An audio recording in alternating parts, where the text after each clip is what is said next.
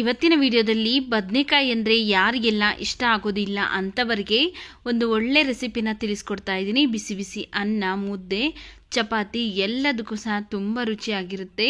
ನೀವು ಒಂದ್ಸಲ ಈ ವಿಧಾನದಲ್ಲಿ ಟ್ರೈ ಮಾಡಿದ್ದೆ ಆದರೆ ಮನೆಯಲ್ಲಿ ಎಲ್ಲರೂ ಸಹ ಇಷ್ಟಪಟ್ಟು ತಿಂತಾರೆ. ಹಾಗಿದ್ರೆ ಬನ್ನಿ ಈಗ ಹೇಗೆ ಮಾಡೋದು ಅಂತ ತಿಳಿಸ್ಕೊಡ್ತೀನಿ.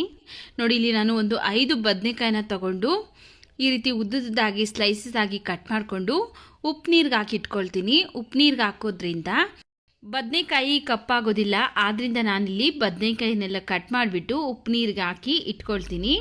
ನೋಡಿ, ಇಲ್ಲಿ ಎಲ್ಲ ಬದನೆಕಾಯಿನೂ ಸಹ ಕಟ್ ಮಾಡಿ ಈ ರೀತಿ ಉಪ್ಪು ನೀರಲ್ಲಿ ಹಾಕಿ ಇಟ್ಟಿದ್ದೀನಿ.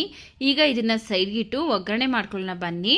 ಸ್ಟವ್ ಮೇಲೆ ಒಂದು ಪ್ಯಾನ್ ಬಿಸಿಗಿಟ್ಟು ಅದಕ್ಕೆ ನಾನು 2 ಟೇಬಲ್ ಸ್ಪೂನ್ ಆಗೋಷ್ಟು ಎಣ್ಣೆ ಹಾಕ್ಕೊಳ್ತಾ ಇದ್ದೀನಿ. ಎಣ್ಣೆ ಚೆನ್ನಾಗಿ ಬಿಸಿ ಆದಮೇಲೆ 1 ಗಡ್ಡೆ ಬೆಳ್ಳುಳ್ಳಿ ಹಾಕ್ಕೊಂಡು ಫ್ರೈ ಮಾಡ್ಕೊಳ್ತಾ ಇದ್ದೀನಿ. ಸಿಪ್ಪೆ ತೆಗೆದಿರುವಂತಹ 1 ಗಡ್ಡೆ ಬೆಳ್ಳುಳ್ಳಿನ ಹಾಕ್ಕೊಂಡು ಲೈಟಾಗಿ ಕಲರ್ ಚೇಂಜ್ ಆಗೋವರೆಗೂ ಫ್ರೈ ಮಾಡ್ಕೊಳ್ತೀನಿ. ನೋಡಿ, ಈ ರೀತಿಯಾಗಿ ಬೆಳ್ಳುಳ್ಳಿ ಎಲ್ಲ ಲೈಟಾಗಿ ಕಲರ್ ಚೇಂಜ್ ಆಗಿದೆ. ಈಗ ಇದಕ್ಕೆ ನಾವು ಫಸ್ಟನ್ನೇ ಕಟ್ ಮಾಡಿ ಎತ್ತಿಟ್ಕೊಂಡಿದ್ರಲ್ಲ ಬದನೆಕಾಯಿ, ಆ ಬದನೆಕಾಯಿನ ಈಗ ಈ ಬೆಳ್ಳುಳ್ಳಿ ಜೊತೆಗೇನೆ ಹಾಕ್ಕೊಂಡು ಚೆನ್ನಾಗಿ ಫ್ರೈ ಮಾಡ್ಕೊಳ್ಬೇಕು. ನೀವೇನಾದರೂ ಫಸ್ಟ್ ಟೈಮ್ ನಮ್ಮ ಚಾನಲ್ಗೆ ವಿಸಿಟ್ ಮಾಡಿ ನೋಡ್ತಾ ಇದ್ದರೆ ಪ್ಲೀಸ್ ನಮ್ಮ ಚಾನಲ್ಗೆ ಸಬ್ಸ್ಕ್ರೈಬ್ ಮಾಡಿಕೊಂಡು ಪಕ್ಕದಲ್ಲೇ ಬರುವಂಥ ಬೆಲ್ ಐಕನಲ್ಲಿ ಆಲ್ ಅನ್ನೋ ಆಪ್ಷನ್ಸ್ ಸೆಲೆಕ್ಟ್ ಮಾಡ್ಕೊಳ್ಳಿ. ಆಗ ನಾವು ಹಾಕೋ ಎಲ್ಲ ವಿಡಿಯೋ ನೋಟಿಫಿಕೇಶನ್ ನಿಮಗೆ ಬರುತ್ತೆ. ನೀವೇ ನಮ್ಮ ವಿಡಿಯೋನ ಫಸ್ಟ್ ನೋಡ್ಬೋದು. ನೋಡಿ, ಇಲ್ಲಿ ಒಂದು 4 ರಿಂದ 5 ನಿಮಿಷ ಚೆನ್ನಾಗಿ ಫ್ರೈ ಮಾಡ್ಕೊಂಡಿದ್ದೀನಿ. ಬದನೆಕಾಯಿ ಎಲ್ಲ ಚೆನ್ನಾಗಿ ಸಾಫ್ಟಾಗಿ ಬೆಂದಿದೆ. ಈಗ ಇದು ರೆಡಿ ಆಗಿದೆ. ಸ್ಟವ್ನ ಆಫ್ ಮಾಡಿಕೊಂಡು ಇದು ತಣ್ಣಗಾಗ್ಬಿಡ್ತೀನಿ. ನೋಡಿ, ಇಲ್ಲಿ ಕಂಪ್ಲೀಟ್ ಆಗಿ ಬಿಸಿ ಎಲ್ಲ ತಣ್ಣಗಾಗಿದೆ. ಈಗ ಇದನ್ನು ನಾವು ಒಂದು ಮಿಕ್ಸಿ ಜಾರ್ಗೆ ಹಾಕ್ಕೊಳ್ಬೇಕು. ಈ ಮಿಕ್ಸಿ ಜಾರ್ಗೆ ನೀರೇನು ಸೇರಿಸ್ತೇನೆ. ಫಸ್ಟು ಇದನ್ನು ಗ್ರೈಂಡ್ ಮಾಡ್ಕೊಳ್ಬೇಕು. ತರಿಯಾಗಿ ಗ್ರೈಂಡ್ ಮಾಡ್ಕೊಳ್ತೀನಿ. ಬದನೆಕಾಯಲ್ಲಿರುವಂಥ ನೀರಿನಂಶದಲ್ಲೇ ಚೆನ್ನಾಗಿ ಗ್ರೈಂಡ್ ಆಗುತ್ತೆ. ನೋಡಿ, ಈ ರೀತಿಯಾಗಿ ತುಂಬ ನುಣ್ಣಕ್ಕೆಲ್ಲ ಗ್ರೈಂಡ್ ಮಾಡ್ಕೊಂಡಿಲ್ಲ, ತರಿಯಾಗಿ ಗ್ರೈಂಡ್ ಮಾಡ್ಕೊಂಡಿದ್ದೀನಿ.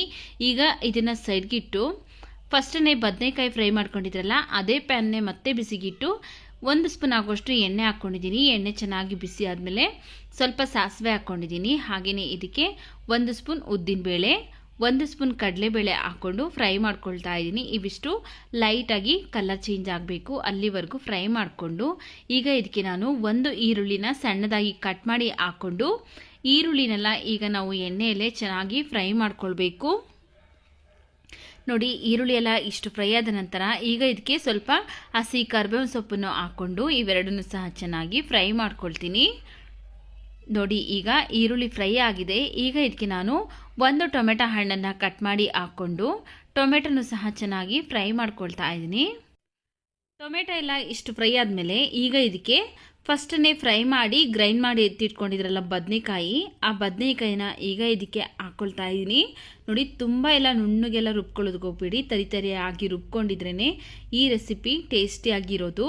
ಆ ಮಿಕ್ಸಿ ಜಾರನ್ನು ಸ್ವಲ್ಪ ತೊಳೆದುಬಿಟ್ಟು ಈಗ ಇದಕ್ಕೆ ಆ ನೀರನ್ನೆಲ್ಲ ಹಾಕ್ಕೊಂಡು ಮಿಕ್ಸ್ ಮಾಡಿಕೊಂಡು ಈಗ ಇದಕ್ಕೆ ನಾವು ನೀರನ್ನು ಹಾಕ್ಕೊಳ್ಬೇಕು. ನೋಡಿ, ಈಗ ನಿಮಗೆ ಗ್ರೇವಿ ಯಾವ ಕನ್ಸಿಸ್ಟೆನ್ಸಿಗೆ ಬೇಕಾಗುತ್ತೆ ಅಲ್ಲ ಆ ಕನ್ಸಿಸ್ಟೆನ್ಸಿ ನೋಡಿಕೊಂಡು ನೀವು ನೀರನ್ನು ಸೇರಿಸ್ಕೊಳ್ಬೇಕು. ಚಪಾತಿ, ಅನ್ನ, ಮುದ್ದೆ ಎಲ್ಲದಕ್ಕೂ ಸಹ ತುಂಬ ರುಚಿಯಾಗಿರುತ್ತೆ.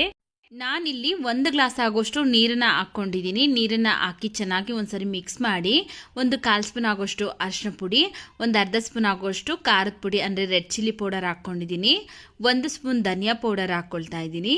ಹಾಗೆಯೇ 1/4 ಸ್ಪೂನ್ ಆಗೋಷ್ಟು ಗರಂ ಮಸಾಲ ಹಾಕ್ಕೊಳ್ತಾ ಇದ್ದೀನಿ. ರುಚಿಗೆ ತಕ್ಕಷ್ಟು ಉಪ್ಪನ್ನು ಹಾಕಿ ಚೆನ್ನಾಗಿ ಮಿಕ್ಸ್ ಮಾಡ್ಕೊಳ್ತೀನಿ. ನಿಮ್ಮ ಖಾರಕ್ಕೆ ಎಷ್ಟು ಬೇಕಾಗುತ್ತಲ್ಲ ಅಷ್ಟು ನೋಡಿಕೊಂಡು ನೀವು ಖಾರದ ಪುಡಿನ ಹಾಕ್ಕೊಳ್ಬೇಕಾಗತ್ತೆ. ನೋಡಿ, ಇಲ್ಲಿ ಚೆನ್ನಾಗಿ ಒಂದ್ಸರಿ ಮಿಕ್ಸ್ ಮಾಡಿಕೊಂಡು ಈಗ ಇದ್ರ ಮೇಲೆ ಒಂದು ಲಿಡ್ನ ಕ್ಲೋಸ್ ಮಾಡಿ ಸ್ಟವ್ ಊರಿನ ಲೋ ಫ್ಲೇಮಲ್ಲಿ ಇಟ್ಕೊಂಡು ಒಂದು 3 ರಿಂದ 4 ನಿಮಿಷ ಚೆನ್ನಾಗಿ ಕುದಿಸ್ಕೊಳ್ತೀನಿ. ನೋಡಿ, ಇಲ್ಲಿ 3 ರಿಂದ 4 ನಿಮಿಷ ಆಗಿದೆ, ಚೆನ್ನಾಗಿ ಕುದೀತಾ ಇದೆ. ಇದು ಬಿಸಿ ಬಿಸಿ ಅನ್ನ, ಮುದ್ದೆ, ಚಪಾತಿ, ರೊಟ್ಟಿ ಎಲ್ಲದಕ್ಕೂ ಸಹ ತುಂಬ ರುಚಿಯಾಗಿರುತ್ತೆ. ನೋಡಿ, ಈಗ ಇದಕ್ಕೆ ನಾನು ಒಂದು ನಲ್ಲಿಕಾಯಿ ಗಾತ್ರದಷ್ಟು ಹುಣಸೆ ಹಣ್ಣನ್ನು ನೆನೆಸ್ಬಿಟ್ಟು ಅದ್ರ ರಸನ ತೆಗೆದುಬಿಟ್ಟು ಹಾಕ್ಕೊಂಡು ಮಿಕ್ಸ್ ಮಾಡ್ಕೊಳ್ತಾ ಇದ್ದೀನಿ. ಈಗ ಮಿಕ್ಸ್ ಮಾಡಿಬಿಟ್ಟು ಮತ್ತೆ ಲಿಡ್ನ ಕ್ಲೋಸ್ ಮಾಡಿ 1-2 ನಿಮಿಷ ಚೆನ್ನಾಗಿ ಕುದಿಸ್ಕೊಳ್ತೀನಿ. ನೋಡಿ, ಈಗ 1-2 ನಿಮಿಷ ಆದಮೇಲೆ ಓಪನ್ ಮಾಡಿ ತೋರಿಸ್ತಾ ಇದ್ದೀನಿ. ಚೆನ್ನಾಗಿ ಕುದೀತಾ ಇದೆ. ಗ್ರೇವಿ ಅಂದರೆ ಬದನೆಕಾಯಿ ಗೊಜ್ಜು ಕನ್ಸಿಸ್ಟೆನ್ಸಿನೂ ಸಹ ಕರೆಕ್ಟಾಗಿ ಇದೆ. ಯಾವಾಗಲೂ ನಾವು ಒಂದೇ ಥರ ಬದನೆಕಾಯಿ ಗ್ರೇವಿ ಮಾಡ್ಕೊಂಡು ತಿನ್ನೋ ಬದಲು ಈ ರೀತಿ ಮಾಡ್ಕೊಂಡು ತಿಂದರೆ ತುಂಬ ರುಚಿಯಾಗಿರುತ್ತೆ. ಲಾಸ್ಟಲ್ಲಿ ಸಣ್ಣದಾಗಿ ಕಟ್ ಮಾಡಿರುವಂತಹ ಕೊತ್ತಂಬರಿ ಸೊಪ್ಪನ್ನು ಹಾಕಿ ಮತ್ತೆ ಮಿಕ್ಸ್ ಮಾಡಿಬಿಟ್ಟು ಸ್ಟವ್ ಆಫ್ ಮಾಡ್ಕೊಳ್ತಾ ಇದ್ದೀನಿ. ನೋಡಿದ್ರಲ್ಲ ಯಾವ ರೀತಿಯಾಗಿ ತುಂಬ ಸುಲಭವಾಗಿ ಬಿಸಿ ಬಿಸಿ ಅನ್ನ ಜೊತೆಗೆ ಸೂಪರ್ ಕಾಂಬಿನೇಷನ್ ಆಗಿರುವಂತಹ ಬದನೆಕಾಯಿ ಗೊಜ್ಜು ಯಾವ ರೀತಿ ಮಾಡೋದು ಅಂತ. ವಿಡಿಯೋ ಇಷ್ಟ ಆಗಿದ್ರೆ ವಿಡಿಯೋಗೆ ಲೈಕ್ ಮಾಡಿ, ವಿಡಿಯೋವನ್ನು ಶೇರ್ ಮಾಡಿ, ನಮ್ಮ ಚಾನಲ್ಗೆ ಸಬ್ಸ್ಕ್ರೈಬ್ ಮಾಡಿ, ಸಪೋರ್ಟ್ ಮಾಡಿ.